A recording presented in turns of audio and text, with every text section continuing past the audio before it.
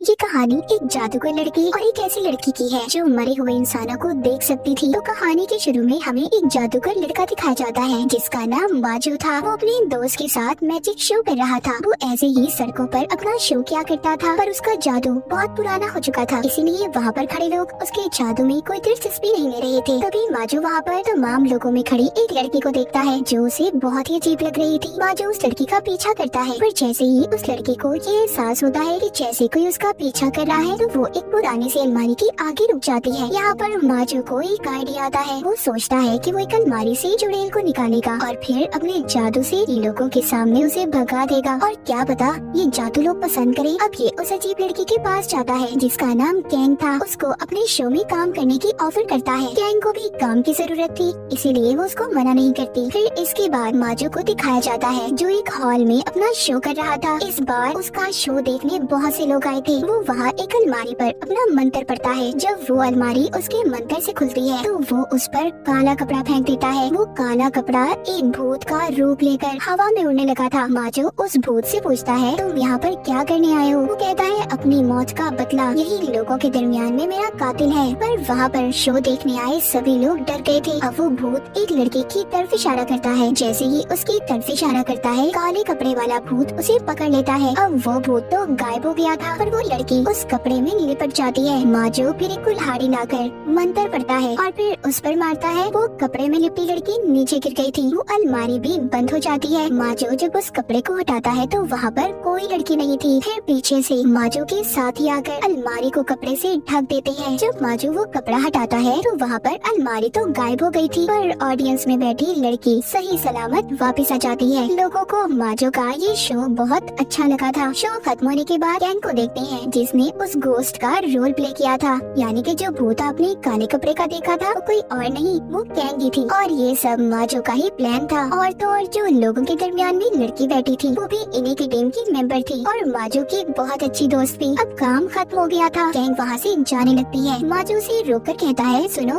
मेरी बात सुनो, हम लोग सब बाहर जा रहे हैं, क्या तुम हमारे साथ चलोगी? पर कैंग उसे मना कर देती है और घर चली जाती है। कैंग जब घर आती है तो अपनी मॉम से बात करती है। यहाँ पर हमें पता चलता है कि वो बिल्कुल अकेली रहती थी। आज उसका बर्थडे था। वो अकेली बैठकर केक खा रही थी। कैंग ने अपने घर में एक टेंट भी बनाया हुआ था जिसमें वो सोती थी, क्योंकि उसका घर बहुत बड़ा था और उसे अकेले ऐसे सोने से डर लगता था। कैंग जब टेंट में सोने जाती है तो उसे महसूस हो रहा था कि जैसे उसकी टेंट की जिप कोई खोल रहा हो। वो अपने सामने दो बच्चों को देखती है जो मर चुके थे। जिसके बाद हम कैंग को सड़क के किनारे देखते हैं जहाँ पर उन्हीं दो बच्चों की मौत हुई थी। कैंग पुलिस को फोन करती है, कहती है कि एक आदमी बहुत नशे में था और उसने नशे में गाड़ी चलाते हुए इन बच्चों का एक्सीडेंट कर दिया, क्योंकि ये बात इसे उन्हीं दो बच्चों ने बताई थी जो मर चुके थे। यहाँ पर हम ये जान पाते हैं कि कैंग मरे हुए इंसानों को देख सकती थी। अगले दिन कैंग जब शो की सेट पर थी तो अकेली बैठकर खाना खा रही थी। माजो का दोस्त उसे बड़े ही गौर से देख रहा था, जो बात कैंग को अच्छी नहीं लगती और वहाँ से जाने लगती है। तभी वहाँ पर माजो आकर उसको रोक लेता है, कहता है कि कहाँ जा रही हो? वो कहती है अपने घर। वो कहता है नहीं नहीं, आज तुम नहीं जा सकती, तुम हर रोज ही कोई ना कोई बहाना बनाकर चली जाती हो।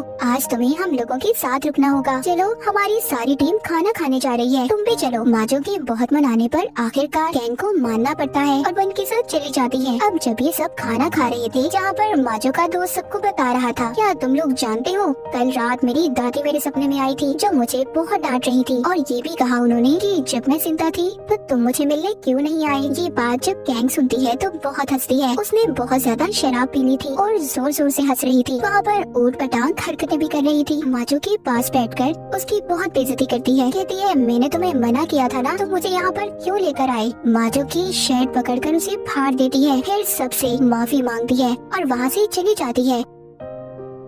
उसकी टीम के सभी लोग उसकी ऐसी हरकत पर बहुत हैरान थे। अगले दिन दिखाया जाता है माजो की दोस्त कहीं पर जा रही थी। ये उसको एयरपोर्ट छोड़कर जो वापस आ रहा था तो इसको कैंग की कॉल आती है जो रात की बदतमीजी पर इसे माफी मांग रही थी। तभी बातों के दौरान कैंग को अपने घर में लगी पेंटिंग से चीखों की आवाज आती है। जब ये उस तरफ देखती है तो उसमें से एक आत्मा निकल कर इसे डरा रही थी। कैंग बेचारी डरी सहमी अपने घर में एक साइड पर बैठ जाती है। तभी कुछ देर के बाद इसके घर का दरवाजा बजता है। जब ये जाकर देखती है तो इसका बॉस माजो था, क्योंकि उसने फोन पर इसकी चीख की आवाज को सुन लिया था और इसीलिए इसकी खैरियत मालूम करने आया था। कैंग के घर में उसे खिलाने के लिए कुछ भी नहीं था सिवाय 2 दिन पुराने केक के। ये उसको अपने हिसाब से सजाकर उसके सामने पेश करती है। जब ये यहाँ से जाने लगता है तो सामने एक बच्चे को देखता है जो कोने में छुपा हुआ था। वो कैंग से जब उसका पूछता है तो वो बताती है कि ये बच्चा हमारे पड़ोस में रहता है और शायद छुपन छुपाई खेल रहा है। माजो कहता है आओ हम भी इसके साथ खेलते हैं, पर जब ये दोबारा से उसे वहाँ पर देखता है तो वो बच्चा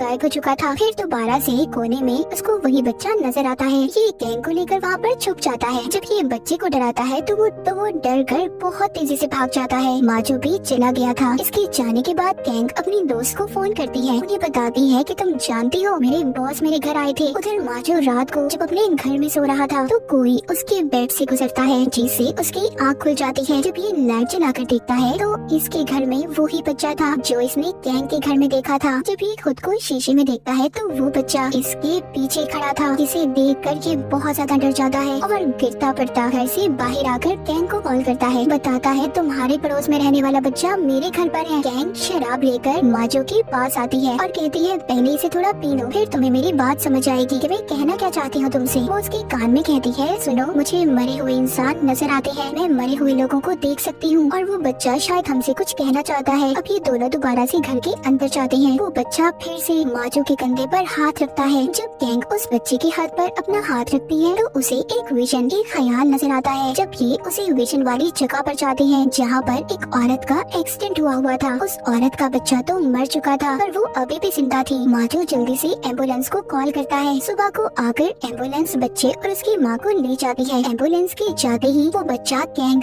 और माजो का शुक्रिया करता है कि उन्होंने उसकी माँ की जान बचाई और गायब हो जाता है। जिसके बाद कैंग माजो को नदी के किनारे पर लेकर जाती है और उसे बताती है कि तुम जानते हो कुछ सालों पहले मैं भी मर चुकी थी। मेरा सांस बंद हो गया था कुछ देर के लिए। जब स्कूल बस में जा रही थी तो मेरा एक्सीडेंट हो गया। मैं कुछ वक्त के लिए मर चुकी थी। मुझे तो किसी तरह बचा लिया गया पर मेरी बेस्ट फ्रेंड मर गई। उसके बाद मुझे अपने दोस्त और बाकी मरे हुए लोगों के भूत दिखाई देने लगे, जिसके बाद सब लोग मुझसे दूर रहने लगे। यहाँ तक कि मेरी मॉम और बहन ने भी मुझे अकेला छोड़ दिया। ये सब बताने के बाद कैंग नदी के पास जाती है और चिल्लाकर कहती है मेरी दोस्त तुम मुझे आखिर कब तक अकेला रख पाओगी? मेरे ऑनलाइन बहुत सारे दोस्त हैं, उन्हें कैसे दूर करोगी मुझसे? दरअसल कैंग के दोस्त का भूत उन लोगों को भी नजर आता था जो इसके साथ रहते थे और इसी डर की वजह से कैंग के साथ कोई भी नहीं रहना चाहता था। यहाँ पर माजो भी कहता है सस्ते चुड़ैल तुम मेरे होते कैंग का कुछ नहीं बिगाड़ सकती। फिर ये दोनों यहाँ से चले जाते हैं। अगले दिन कैंग और माजो एक बार में जाते हैं जहाँ पर कैंग फिर से बहुत ज्यादा शराब पी लेती है। माजो उसको घर छोड़ने का कहता है लेकिन वो अपने घर जाने से मना कर देती है, इसलिए माजो उसे अपने घर ले गया था। जब ये रात को सो रही थी तो माजो के चेहरे पर पानी गिर रहा था जिससे उसकी आँख खुल जाती है। जब ये ऊपर की तरफ देखता है तो छत से कैंग की दोस्त की आत्मा थी जो इसे डरा रही थी। कैंग माजो की आंखों पर हाथ रख लेती है, कहती है इस तरफ ध्यान मत दो, उसे मत देखो, वो चली जाएगी। पर माजो को बहुत डर लग रहा था इसलिए कैंग उसके लिए एक टेंट बनाती है। ये दोनों अब उसी टेंट पे सो गए थे। जब सुबह होती है तो यहाँ पर माजो की दोस्त आ जाती है जो काम के सिलसिले में कहीं पर गई हुई थी, जिसको माजो एयरपोर्ट छोड़ कर आया था, पर अब वो वापस आ चुकी थी। उसको ये सब देखकर बहुत गुस्सा आ रहा था। वो कैंग को बहुत बुरा भला कहती है, उससे कहती है मैं जानती हूँ तुम्हारा कोई दोस्त नहीं है, यहाँ तक कि तुम्हारी फैमिली भी नहीं, तुम्हें सब छोड़कर चले गए और अगर मैं तुम्हारी जगह होती तो कब की मर जाती। माजो उसकी बातें सुनकर उसे चुप होने का कहता है। कैंग को माजो की दोस्त की बातें बहुत बुरी लग रही थी। वो रोते हुए चली जाती है।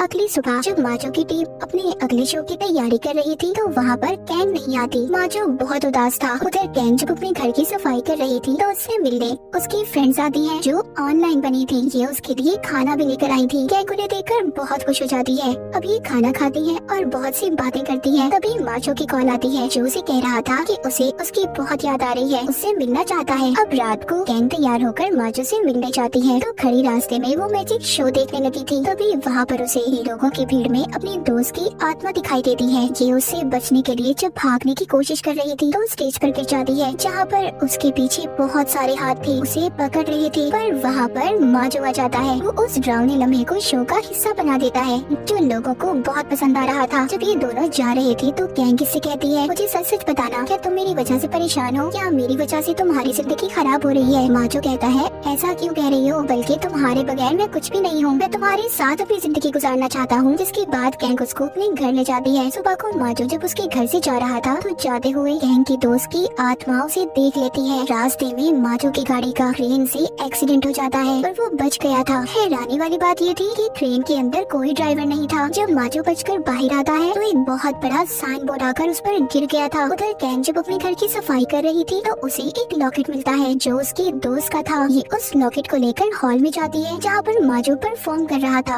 अपना जादू दिखा रहा था। इसीलिए वो जादू देखने वाले लोगों के दरमियान में ही बैठ जाती है। जब अलमारी खुलती है तो उसमें से काले कपड़े वाला भूत निकलता है। जब माजो उससे उसके कातिल का पूछता है तो वो पहले तो कहीं और इशारा करती है, पर बाद में वो कैंग की तरफ इशारा करके उसे अपने साथ अलमारी में ले जाती है। सब लोग बहुत ज्यादा डर जाते हैं क्योंकि ये जादू उनके शो का हिस्सा नहीं था। सब लोग हैरान थे। माजो जब अलमारी को खोलता है तो उसमें कैंग पानी के एक एक्वेरियम में बंद थी। ये उसको निकालने की कोशिश कर रहा था। जब वो एक कुल्हाड़ी लेकर एक्वेरियम को तोड़ने की कोशिश करता है तो वो हवा में उड़कर नीचे गिर जाता है और बेहोश हो गया था। जब कैंग एक्वेरियम में थी तो लॉकेट निकालकर अपनी दोस्त को देने लगती है। यही से कहानी चली जाती है उस दिन पर जब कैंग की स्कूल बस का एक्सीडेंट हुआ था। दरअसल कैंग और उसकी दोस्त बहुत अच्छी फ्रेंड्स थी। कैंग की दोस्त के पास ये लॉकेट था जो कीमती होने के साथ साथ उसकी दादी की निशानी थी, पर कैंग भी इस लॉकेट को बहुत पसंद करती थी। वो थोड़ी देर के लिए अपनी दोस्त से उसे पहनने के लिए कहती है। जैसे ही ये उस लॉकेट को पहनती है तभी बस का एक्सीडेंट हो गया था। सभी बच्चे नदी में गिर गए थे। रेस्क्यू टीम जब इन्हें बाहर निकालती है तो परेशान थी कि किसका इलाज पहले किया जाए क्योंकि इस वक्त वो सिर्फ एक इंसान की जान बचा सकते थे। जब वो कैंग के गले में हार देखते हैं तो समझ जाते हैं कि ये किसी अमीर घर की है और इसीलिए पहले उसकी जान बचाते हैं, पर कैंग की दोस्त मर चुकी थी। फिर जब कैंग को हॉस्पिटल ले जाया जाता है तो डॉक्टर्स ने वो लॉकेट उतारकर कैंग की मॉम को दे दिया था। वो उसे रख कर भूल गई और अब इस लॉकेट की वजह से कैंग की दोस्त उसके पीछे थी। उसकी आत्मा भटक रही थी। हम दोबारा से प्रेजेंट मौजूदा सीन देखते हैं जहाँ पर कैंग अपनी दोस्त को लॉकेट पहना देती है। जैसे ही वो लॉकेट पहनाती है वो एक्वेरियम से बाहर आ गई थी, पर माजो अभी भी बेहोश था। इन दोनों को हॉस्पिटल ले जाया जाता है। वो जब होश में आकर माजो की ऐसी हालत देखती है तो उससे दूर जाने का फैसला करती है। लेकिन होश में आने के बाद जब ये बात माजो को पता चलती है तो वो उसको फोन कर बहुत रोकता है और रोने लगता है, पर कैंग नहीं रुकती। अब जब कैंग ये शहर छोड़कर जा रही थी वो प्लेन में बैठी थी, तभी उसके पास एक एयर होस्टेस आती है। एयर होस्टेस जब उससे बात करती है तो वहाँ पर उसकी दोस्त की आत्मा थी। तभी प्लेन हिलने लगता है। उधर माजो जो एयरपोर्ट पर बैठा कैंग का इंतजार कर रहा था वो ये अनाउंसमेंट ऐलान सुनता है कि हमारा प्लेन वापस आ रहा है, उसमें कुछ खराबी हो गई है। और ये उसी प्लेन की बात कर रही थी जिसमें कैंग जा रही थी। ये सुनकर बहुत खुश होता है। अब ये जैसे ही कैंग को देखता है उससे बात करता है, उसे बताता है कि मैं तुम्हें बहुत प्यार करता हूँ, मैं सारी जिंदगी तुम्हारे साथ रहना चाहता हूँ, तुम ऐसे मुझे छोड़कर नहीं जा सकती। पर कैंग उसको ऊपर देखने का कहती है जहाँ पर उसकी दोस्त की आत्मा खड़ी थी। कहती है अब भी तुम मुझसे प्यार करते हो क्योंकि सोच लो सारी जिंदगी ये मेरे साथ रहने वाली है। माजो कहता है हाँ अब भी मैं तुम्हें प्यार करता हूँ। ये दोनों एक दूसरे के करीब आ गए थे और बहुत खुश थे और इसी हैप्पी एंडिंग के साथ ये कहानी यहीं पर खत्म हो जाती।